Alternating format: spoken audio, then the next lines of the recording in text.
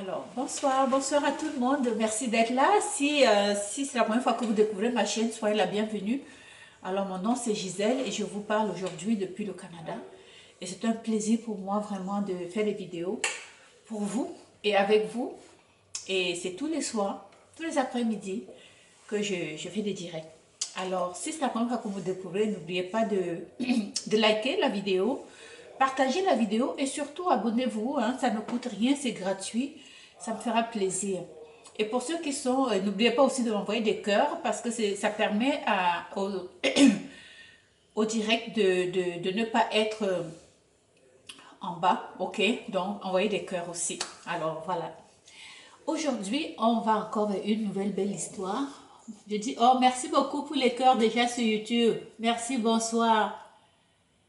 Bonsoir. Ça me fait vraiment plaisir. Soir après soir, j'ai quand même mes abonnés qui sont fidèles. Je vous remercie vraiment beaucoup. Ça me fait chaud au cœur. Ça me donne encore le goût et le plaisir de continuer à faire des vidéos. C'est ça, Aïcha. Merci beaucoup. Ok. Alors aujourd'hui, on va un autre sujet. C'est un monsieur. Je vais vous raconter l'histoire de ce monsieur. Vous allez me dire ce que vous comprenez de cette histoire-là et la leçon de vie, la leçon qu'on doit tirer de ce genre d'histoire. Donc c'est un Africain, ok? Lui, ce qu'il me raconte, c'est qu'il a fait la connaissance, vous savez, en Afrique, du moins en Afrique, que ce soit en Afrique ou même en Haïti, dans les pays du tiers-monde, ces gens-là essayent, hein, on essaie par tous les moyens de sortir de l'état de désolation hein, que les politiciens ont enfoncé la population dont la population vit dans l'extrême pauvreté et tout le monde cherche à quitter, ok? Tout le monde cherche à s'évader pour une vie meilleure, hein? Voilà. Donc, c'est comme ça que ce gars-là, il est parti de son pays, c'est un Africain de l'Afrique noire, il est parti de son pays et pendant le trajet, donc, pour se rendre en Europe, il a côtoyé une fille marocaine. Et cette Marocaine-là, donc ils ont sympathisé, ils ont fait le voyage ensemble, donc ils ont connu les péripéties, ils étaient ensemble. Ce temps qu'ils ont passé dans les problèmes, les hauts et les bas qu'ils ont traversés, cela les a réunis. Ça fait en sorte qu'ils ont développé un lien affectif. Ok, comprenez-moi très bien. Ils ont développé un lien affectif au cours des voyages, des multiples voyages et des péripéties. Vous savez, c'est un combat, c'est un parcours de combattants. Alors c'est comme ça que, à la fin, ils sont tombés amoureux l'un de l'autre. Et ils sont arrivés donc en Europe, ils ont réussi hein, à avoir des papiers, à s'installer. Ils ont réussi. Hein, après plusieurs années, ils ont réussi à avoir leurs papiers. Maintenant, ils ont eu leurs papiers, ils ont donc décidé de se marier. Quand ils ont décidé de se marier, la fille, elle a informé ses parents au Maroc. Elle a informé ses parents au Maroc, elle a dit à ses parents, papa, je suis amoureuse d'un Africain, hein, je suis amoureuse d'un Noir, ok? Et ça n'est pas passé, ça n'a pas passé du tout. Son père, ses parents, ils ont coupé les ponts avec la fille. Écoutez-moi très bien. Ils ont renié la fille parce elle a décidé de se mettre avec un Africain. Les parents ont tout coupé. Malgré ça, ça ne les a pas empêchés de se marier. Même la maman n'est pas venue, hein, même les frères ne sont pas venus. Mais il y a un des frères quand même qui l'appelait, donc qui aimait sa sœur et qui se cachait et qui entretenait, qui avait gardé un contact avec sa sœur. Donc la fille va finir par tomber enceinte, ok? Elle est tombée enceinte, donc. Et pendant l'accouchement, ok? Pendant le travail, elle a eu une hémorragie. Et elle a perdu beaucoup de sang. Et on ne trouvait pas, il n'y avait pas de personne compatible. Le sang, on n'a pas pu trouver le sang qui était compatible pour lui donner une transfusion sanguine. Écoutez très bien. Le médecin a dit, avec le genre de maladie que la fille a, la seule personne qui peut donner le sang pour sauver cette fille-là, c'est son père. C'est son père.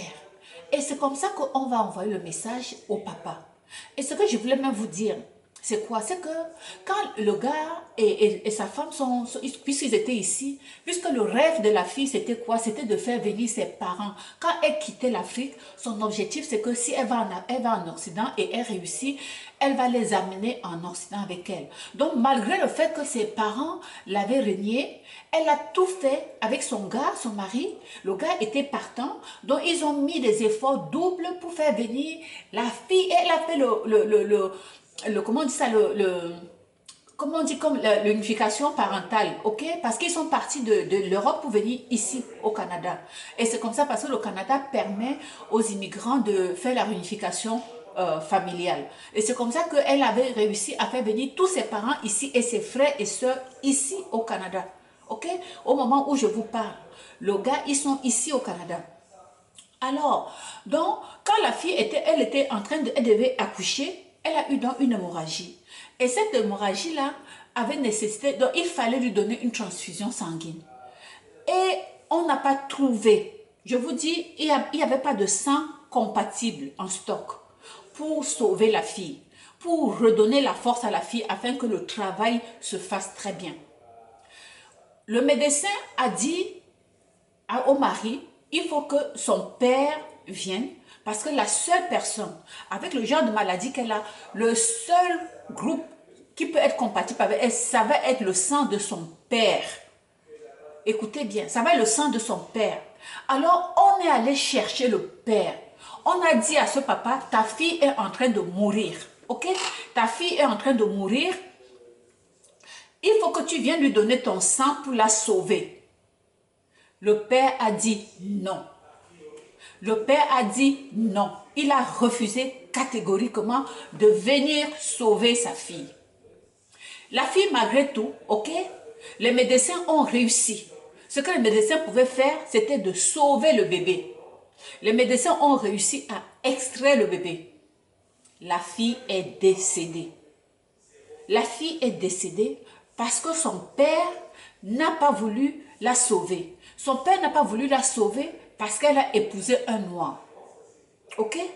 Écoutez bien, son père n'a pas voulu la sauver parce qu'elle a épousé un noir. Donc le gars maintenant, la fille étant décédée, le gars, il s'est donc occupé de sa fille. Il s'est occupé de sa fille. Mais entre-temps, la maman, elle venait voir sa petite fille en cachette. Et même ses frères venaient voir la petite fille. Les membres de la famille venaient voir leur nièce. À part le papa qui n'a jamais, quand je vous dis bien jamais, regretté de n'avoir pas sauvé sa fille. Un papa, quand un papa est sec, après qu'on va dire que l'enfant, c'est l'enfant de la mère plus, on va dire que c'est la discrimination. Comment un père peut tourner le dos à son enfant et on dit que ton enfant est en train de mourir et toi tu as un cœur comme un cœur de pierre et tu ne regrettes pas et ta fille décède parce que tu n'as pas donné ton sang pour la sauver et tu regardes comme ça et tu dis que c'est ta fille. Moi, je ne sais pas ce que vous dites de ça. Moi, je pense que cette maman, je comprends qu'il y a beaucoup de choses qui sont culturelles. Moi, si j'ai un mari, mon enfant, notre enfant est sur la table de mort et on lui demande, donne ton sang pour sauver notre enfant. Et il dit non, tout simplement parce que sa fille a épousé quelqu'un d'une autre race. Moi, cet homme-là, je le quitte parce que pour moi, c'est la criminalité. Pour moi, c'est la méchanceté. Pour moi, cet homme-là n'aimait pas sa fille. Parce que si tu aimes ton enfant, tu ne peux pas laisser ton enfant mourir. Tu ne peux pas voir ton enfant en train de mourir. Tout le monde vient te supplier. Tout le monde vient à tes pieds pour te dire, il ne reste que... C'est une question de minutes. Toi, tu écoutes et tu restes comme ça de marbre. Tu ne réagis pas. Pour moi, je vous jure, je n'accepte pas ça. Je ne sais pas ce que vous dites de ça. Pour moi, c'est inacceptable. C'est inacceptable. Ok? Plus les années ont continué parce que la petite, hein, à un moment donné, quand le gars me dit, sa fille à l'âge de 8 ans, ok, quand la petite a atteint l'âge de 8 ans, le papa, donc, il a vieilli, ok? Donc, il était donc sur son lit de mort. Donc, et c'est là, quand il était sur son lit de mort, il a senti ses jours... sa femme arrivée et là il a envoyé le message pour demander d'aller chercher sa petite fille pour qu'il la voie avant de partir. Il veut voir la petite fille que lui il a empêché la petite fille de connaître sa mère. il a envoyé la famille aller supplier le gars pour que le gars laisse la famille amener sa petite fille à son chevet pour qu'il lui dise adieu. Le gars, pour une fois, voilà un gars qui a agi comme il faut. Il a agi comme j'aurais fait. Le gars a dit, pas question. Le gars a refusé. Le gars a dit, non, tu ne verras pas ma petite fille parce qu'à cause de toi, tu as privé ma fille de sa mère.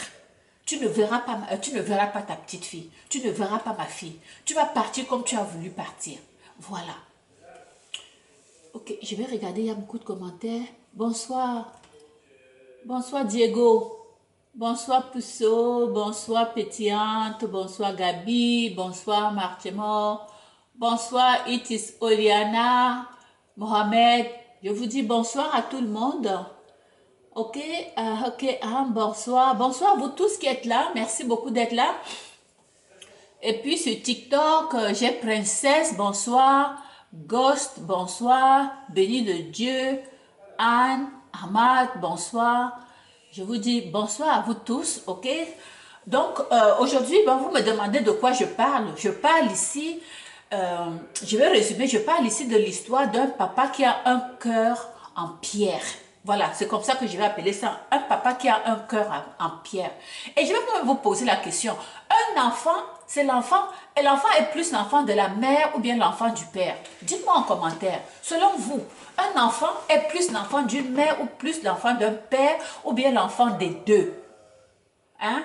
Parce que j'ai l'impression qu'on pense que l'enfant est plus l'enfant de la femme. Parce que quand il y a un problème avec un enfant, on dit seulement va voir ta mère. Ok? Chaque fois qu'il y a un petit problème, va voir ta mère. Quand ça va bien, c'est le père. Quand ça va mal, c'est la mère. Voilà, c'est ce que je peux dire. Parce que dans l'histoire d'aujourd'hui, je suis en train de parler d'une histoire qui m'a laissé froid dans le dos. Ça, c'est l'histoire de deux jeunes qui se sont rencontrés dans un parcours de combattants. Hein. Ils étaient en train d'immigrer. Ils avaient pris la mer, comme tout le monde prend la mer pour traverser. Ils ont connu des hauts et des bas parce qu'eux, ils quittaient l'Afrique pour venir en Occident. Ils ont traversé les monts, des montagnes, ok, pour se rendre en Occident. Voilà. Et c'est comme ça que l'Africain, en fait, a fait la connaissance de la Marocaine. Donc, ils étaient ensemble dans le parcours. Pendant le parcours, ils se sont connus. Et le gars a commencé à protéger la fille. Et c'est comme ça qu'ils ont sympathisé. Ils ont fini par tomber amoureux l'un de l'autre. Ok, vous savez, souvent, c'est dans les moments difficiles, souvent, les gens vont s'attacher l'un à l'autre. Quand tu sais que l'autre est bon pour toi, ça se passe naturel. On ne choisit pas son cœur, le cœur décide. Tu n'as pas toujours le contrôle sur le moment ou bien sur la personne que tu vas aimer. C'est comme ça que la fille et le gars, ils se sont aimés. Et quand ils sont arrivés en Europe, ils ont commencé donc à avoir une relation. Ok, et la fille avait promis à ses parents, quand je vais arriver en Occident, papa et maman, mon objectif premier, c'est de vous faire venir. Le gars a même sacrifié aussi sa propre famille pour aider la fille à faire venir ses parents. Ok? Parce qu'entre-temps, ils sont partis de l'Europe pour le Canada.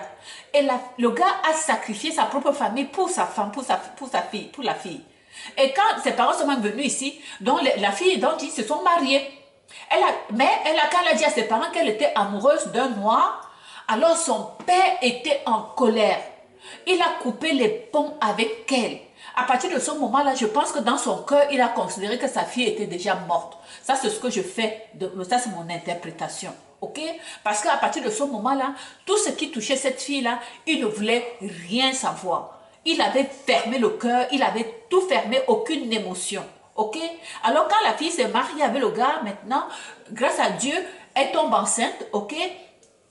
Son père n'est plus jamais allé la voir. Sa mère, de temps en temps, lui rendait visite, mais en cachette. Même ses frères, ils faisaient tout, mais en cachette. Il ne fallait pas que le père soupçonne qu'eux, ils ont encore un lien. Parce que son père voulait absolument que tous ses enfants coupent les ponts avec leurs sœurs. Heureusement, ils ne l'ont pas fait. C'est le père qui est devenu dur. Et je me demande si ce père-là a vraiment jamais aimé sa fille. Est-ce que, selon vous, un père qui aime son enfant va avoir une grosse haine à ce point, alors que ce sont eux qui se sont battus pour les faire venir en Occident? En tout cas, ça c'est autre chose. Je vais lire vos commentaires. Non, pas du tout, mon cher. Ce que je te dis, c'est de l'histoire vécue. C'est le gars qui me raconte l'histoire. Ça paraît comme c'était le théâtre, mais c'est du vrai. Ce n'est même pas une anecdote, ce n'est pas un fait divers, c'est un fait vécu par un gars ici. C'est lui qui me raconte son histoire. Ok? C'est le gars qui me raconte son histoire ici. Ce qu'il a vécu, ce qu'il a traversé. Et le gars et sa femme et lui, ils sont en train d'attendre un enfant. Lors du moment d'accoucher, la fille, elle a perdu beaucoup de sang et il fallait lui faire une transfusion sanguine. Et il n'y avait aucun culot de sang qui était compatible avec la fille marocaine. Il n'y avait aucun. Alors le médecin, voyant la compatibilité de la fille, il a dit, il faut aller chercher le père de cette fille-là, si son père est ici, parce que c'est seulement le sang de son père qui peut la sauver. Et c'est comme ça qu'on a fait appel au père. Le père n'a pas réagi. Oui, c'est ça. C'est ça. Est-ce que vous pensez ce que je vous dis là? Ce que je vous dis, c'est de l'histoire vraie. Si vous êtes marocaine, vous savez ce qui se fait dans votre pays quand même. Le père, il n'a pas réagi. On a dit, papa, ta fille est en train de mourir. Le médecin lui-même, il est venu. Parce qu'on a dit que le père ne veut pas bouger. Le médecin lui-même, il est parti. C'est rare que le médecin se déplace comme ça. Il allait lui-même pour dire à ce père-là, si tu ne donnes pas ton sang, tu ne verras plus ta fille. Il n'a pas bougé. Il n'a pas bougé d'un pouce. Qu'est-ce qui s'est passé? Le médecin, tout ce qu'ils avaient à faire maintenant, c'était quoi? Sauver au moins le bébé. Alors, ils ont sauvé leur bébé, une petite fille. Ok? Quand le gars me raconte l'histoire, ce qu'il a vécu. Donc, on a sauvé la petite fille. Et maintenant, la petite fille a grandi jusqu'à l'âge de 8 ans. Vers l'âge de 8 ans maintenant, le papa, il avait vieilli, ok? Et il était dans ses derniers jours.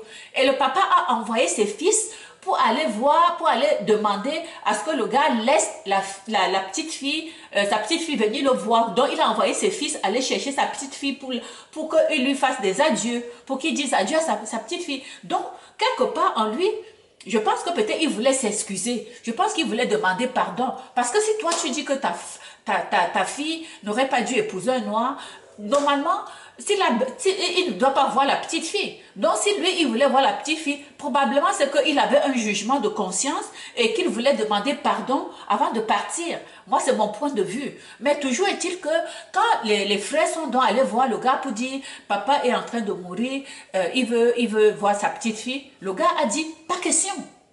Le gars a dit « Non ». Ma fille n'ira pas le voir. Le gars a dit, ma fille ne verra pas ce grand-papa qui, à cause de lui, ma fille n'a jamais connu sa mère à cause de lui. Alors pour cette raison, je dis non. C'est comme ça qu'il me racontait son histoire. Il y a des histoires, quand vous écoutez, vous pensez que c'est du fake. Il y a des choses qui se passent beaucoup sur cette terre. Il y a beaucoup de choses qui se passent. Il y a des gens qui sont méchants. Il y a des gens, quand ils tournent le dos, ils ont tourné le dos. Moi, je ne sais pas comment, si un père, tu aimes ton enfant, même jusqu'au médecin qui vient te voir pour te dire, écoute, on t'a parlé, tu refuses, mais moi, je viens te dire que c'est une question d'heure, c'est une question de minutes. Il faut que tu donnes ton sang. Tu n'as pas besoin de donner beaucoup, donne un peu, ça va sauver ta fille. Ce papa a dit, pas question. Et il n'a pas réagi. Il n'a jamais parlé de sa fille. Même quand la fille est décédée, il n'a jamais réagi. Il n'a même pas pleuré. Il n'a rien fait. Sa femme souffrait en silence. Sa femme allait voir sa petite fille tous les jours. Donc, il n'a jamais lâché le gars. Oui, c'est sûr que peut-être ce n'était pas le premier choix que leur fille épouse un noir, mais comme c'était déjà comme ça, sa femme et ses frères, eux, ils allaient voir leur nièce. Les gars, ils allaient voir leur nièce en cachette. Parce que dans toute façon, tu ne peux pas changer les choses. Maintenant, quand les choses arrivent, je sais que chaque personne ou bien chaque culture, on a des choses qui sont importantes pour nous. Je pense que c'est le rêve de chaque papa que son enfant ou bien épouse quelqu'un de son pays. Ou bien je pense que c'est quelque chose que les peuples veulent. Mais sauf que quand ça arrive que ce n'est pas ce que tu as souhaité et que ton enfant est avec une bonne personne, il ne faut pas s'attarder à la couleur de la personne. Il faut voir si la personne a de belles valeurs. Il faut voir si ta fille est bien avec cette personne-là. Parce que ta fille, elle a été élevée par toi. Ta fille, vous lui avez transmis de belles valeurs. Si ta fille est tombée quelqu'un qui n'a pas de belles valeurs, elle n'irait pas avec cette personne. Moi, c'est comme ça que moi, je vais réagir. C'est comme ça que moi, je m'attends à ce que qu'on réfléchisse ensemble.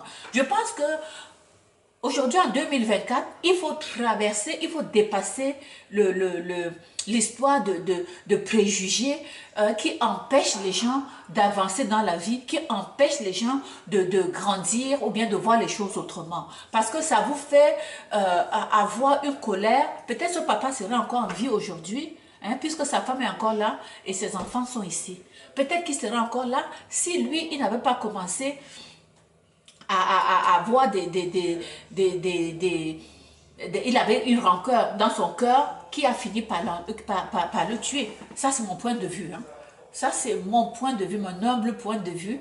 Hein, parce que c'est bien possible, c'est très bien possible que sa conscience l'a tellement jugé qu'il est mort avant le temps. Il est mort, je pense, il devait avoir 62 ans, 63 ans. Hein? Donc, c'est le karma. Le karma, quand ça se retourne contre toi, parce que là, quand il fait ça, c'est le genre qu'on dit souvent que c'est non-assistance à une personne en danger. Ça peut être perçu comme ça, mais comme c'est un père, on ne va pas dire que c'est ça, mais dans la vie, si tu vois quelqu'un qui est en danger et que tu peux sauver, tu dois jouer le bon samaritain et aider. Alors, ce papa-là, son propre enfant, il a tourné le dos et il ne regrette pas de l'avoir fait. Et voilà. Donc, le karma s'est retourné vers lui. Il voulait se repentir. Il voulait demander pardon. OK? Et le gars a dit, moi, c'est maintenant mon tour de te dire non. Je ne t'ai jamais pardonné. Je ne te pardonnerai jamais parce qu'à cause de toi, aujourd'hui, je suis veuf, OK? Et j'élève ma fille toute seule. Alors que ta fille, elle était en bonne santé jusqu'à son accouchement. Il n'y avait aucun problème. Elle a perdu du sang et il fallait qu'on remonte. Et tu as refusé de la sauver alors que tu avais tout pour la sauver. Et sans oublier que nous, on t'a fait venir ici en Occident, ok? Et surtout que le gars s'est sacrifié. Il a tout fait pour mettre l'argent pour faire venir son beau-père et sa belle famille. Il a sacrifié sa propre famille au détriment de la famille de sa femme. Parce que lui, il voulait faire plaisir à sa femme. Ok? Vous comprenez ça? Et moi, je trouve ça terrible. Allô, Shli, Juliana, Isaac, bonsoir. Bonsoir, Kadi. Ok, ok, vous êtes... me is a little kid, ok.